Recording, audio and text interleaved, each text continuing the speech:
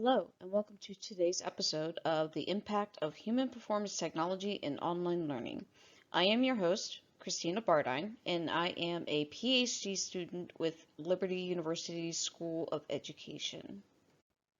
Today we will be expanding from my last video on what is human performance technology and expanding how ISPI is similar to ADDIE. From there, we will go over 3 learning theories applied to human performance technology and how it impacts online learning. Then we will go over how gamification is applied to human performance technology and potential outcomes before we wrap up the presentation. Human performance technologies have been the focal point in productivity in multiple societal sectors.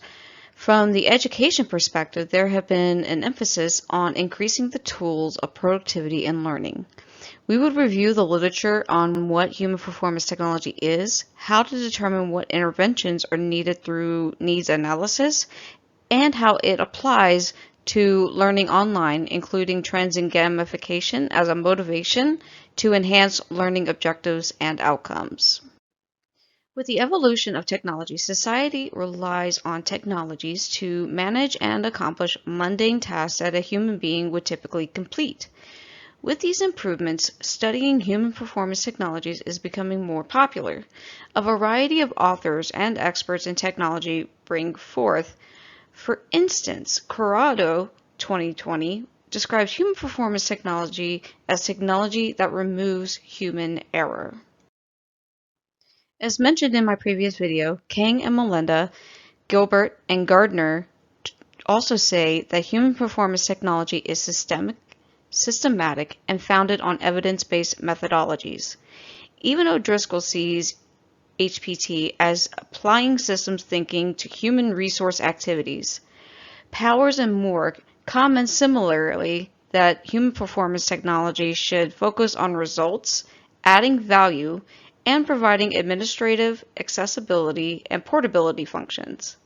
Finally, professionals such as Osam and Nold and Kang define HPT as systemically analyzing organizational performance. With any piece of technology to improve productivity in an organization, there can be some issues where organizations can extend too much focus on training or technology in a solution. O'Driscoll discusses these issues where management tends to overuse training to bring forth a standardized culture rather than focus on the specific task needed to be trained.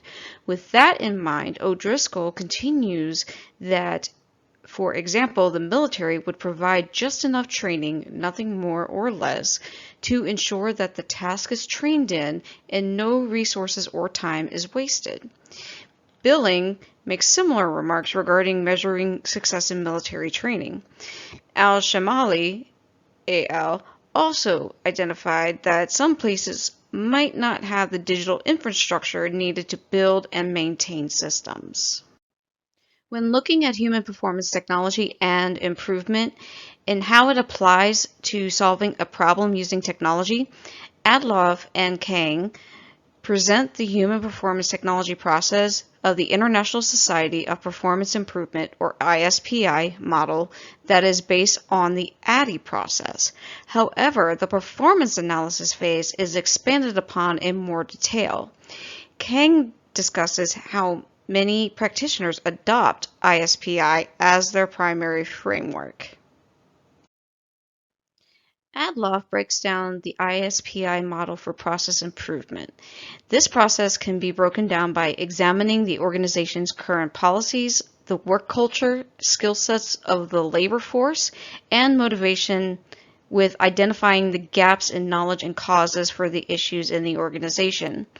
S. Miller stressed the importance of identifying the gaps in the actual and desired performance state, similar to what Adloff identified in their literature.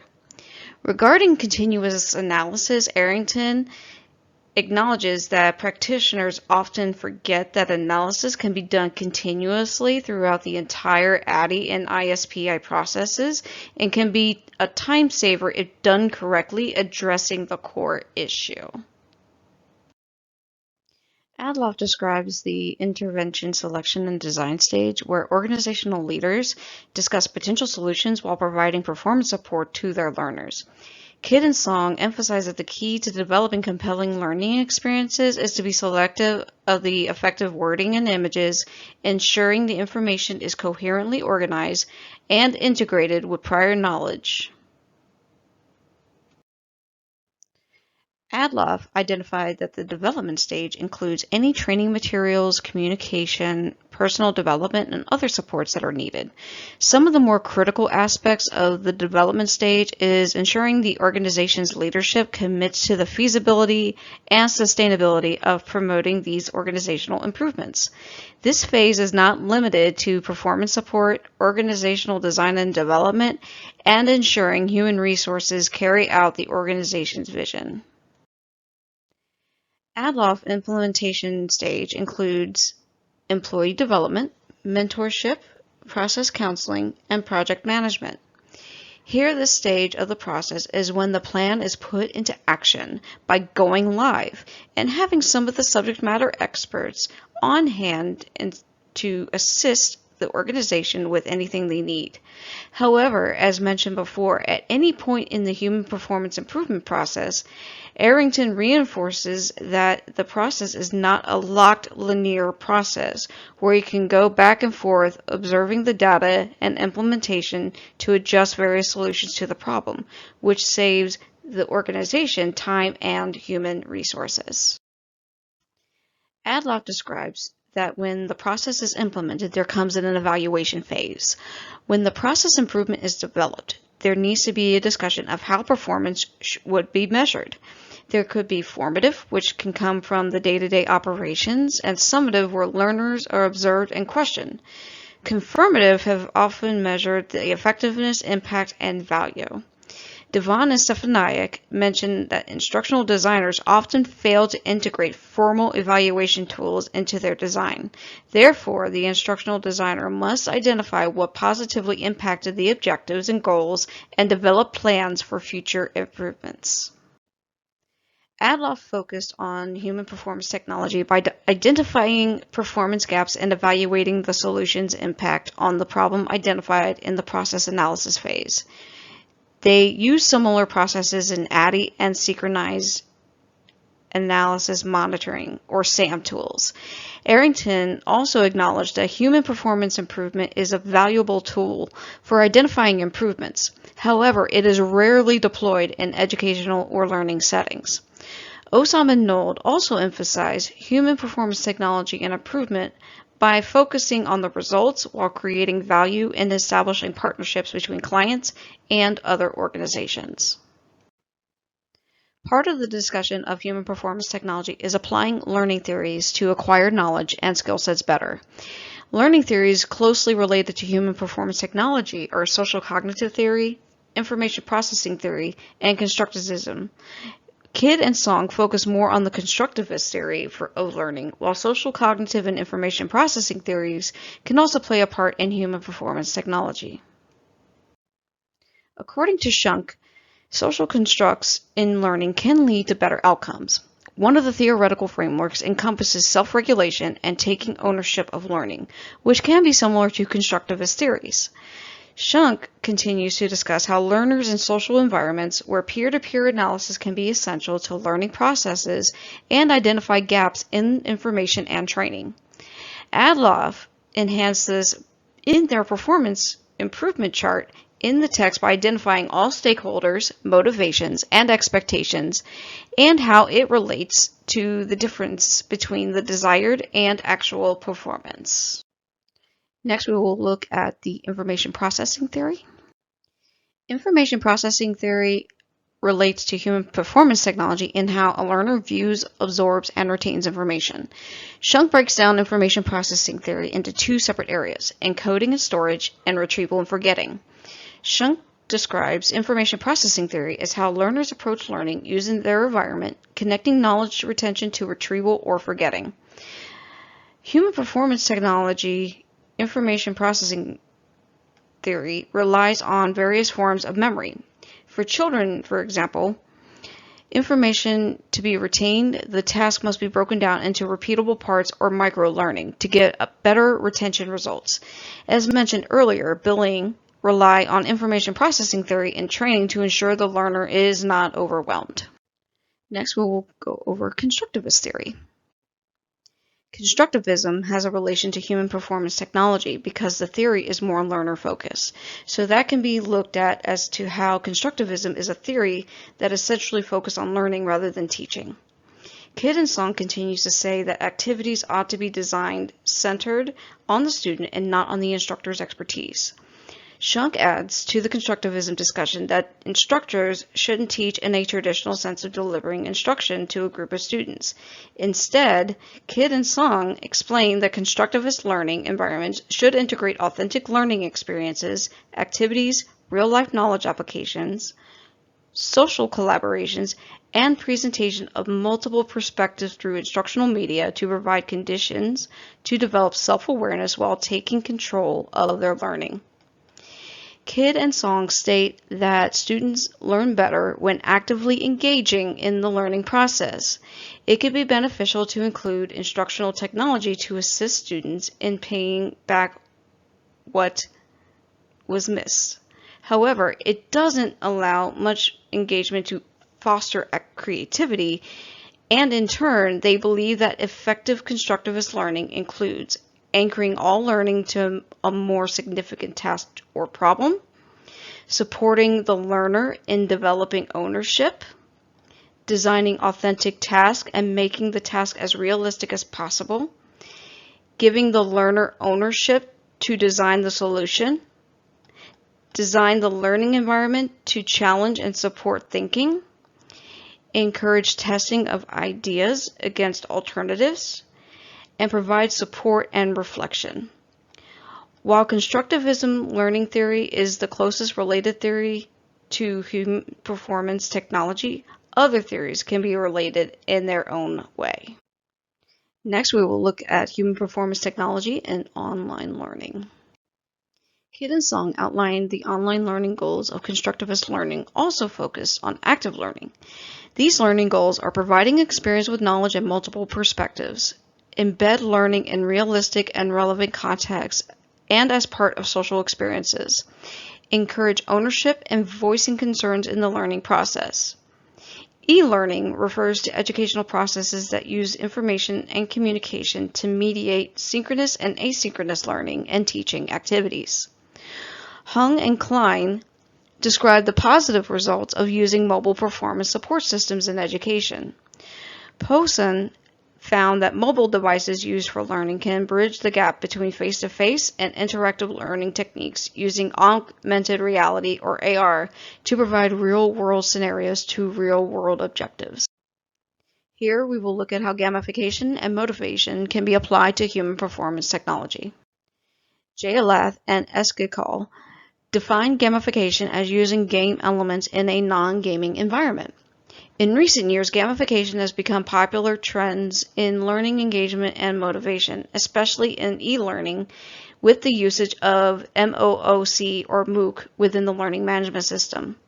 Kidd and Song outlined massive open online courses as a content delivery method when looking into interactive ways of engaging content and performance improvements. They continue to look into the program called Second Life, where the following can be benefits of MOOC. Students are digital citizens with boosted motivation, realistic simulations of learning objectives, learning communities are created to build social constructs and networks, linked resources for reference information, meeting their peers, and creating and engaging in fun and engaging learning experiences. Kidd and Song encourage organizations to use continuous education incentives and certifications for overall learner development. Some real-world examples can be things such as LinkedIn Learning, Coursera, Udemy, and Khan Academy for examples. Adloff et al. Also highlight that learner development is critical for process improvement and behavior change. Jayalath and Eskikal discuss how using appropriate media tools can create a positive experience in learning, while a lack of learner interest and motivation can create a negative impact. They continue to improve e-learning motivation by using a motivational model of instructional design called ARCS, which stands for Attention, Relevance, Confidence, and Satisfaction. In human performance improvement, focusing on the process analysis step of the ISPI model to identify these gap analysis and work cultures would impact whether or not the learner will demonstrate a positive behavior change. Shunk looks at motivated learning and how it is linked to what learners could learn. One of the highlighted motivations related to gamification is achievement motivation, where the learner can look forward to hunting down achievements to reinforce the learning goals. Finally, Kokadra and Kagler and Elzane conducted case studies of what drives a learner or gamer to act in a gamified environment. Kokadra and Kagler examined various game mechanics and applied them to the students' psychological profiles. Some of these profiles include the achievement hunter, the social butterfly, and even the more competitive traits attributed to leaderboards, standings, and point systems. Elzane later examined these elements to understand the core motivation of the learner as part of SPI, or software process improvement. Here we will look at the potential outcomes. Applying motivation to online learning creates an avenue for engagement in the learning process and environment through a gamified learning management system. Using programs for online learning like Canvas and Blackboard, you can see some gamified mechanics built into the MOOC. For example, the learner would see their progress of completion, their participation points toward their grades, the communication between instructors and peers, and the embedded resources of the learning objectives for easier access. Outcomes are dependent on situations and various aspects of learning using technologies. Mao discusses the various implications and outcomes of using technologies in the digital age, especially in artificial intelligence, or AI. As technologies grow and advance, Mao continued to show that the distinct differences between the technologies would influence the policies enacted to govern their uses, especially with technologies such as ChatGPT or GPT and its use in creativity. Mao et al. Looked at the various impacts of policies of using MOOCs between 5 countries that use it, also taking into account the political, social, and cultural climate of those locations. Finally, as mentioned earlier, Al-Shamali identified a lack of digital infrastructure for online learning. However, the Ministry of Education for Kuwait has been slowly working on updating these infrastructures. With the improvement and development of human performance technologies for improved outcomes in organizational and education settings, instructional designers and administrators have to be able to focus on the why and root causes of the problem that needs to be solved.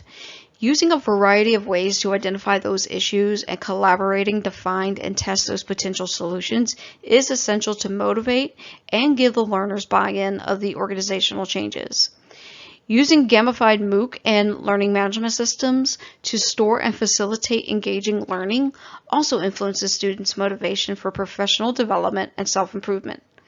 Today's technologies can be obsolete tomorrow, especially with the emergence of artificial intelligence technologies, and who knows what the sector will look like in a year. Here is part 1 of the references used. Here is part 2 of the references. Here is part 3 of the references, and part 4 of the references used.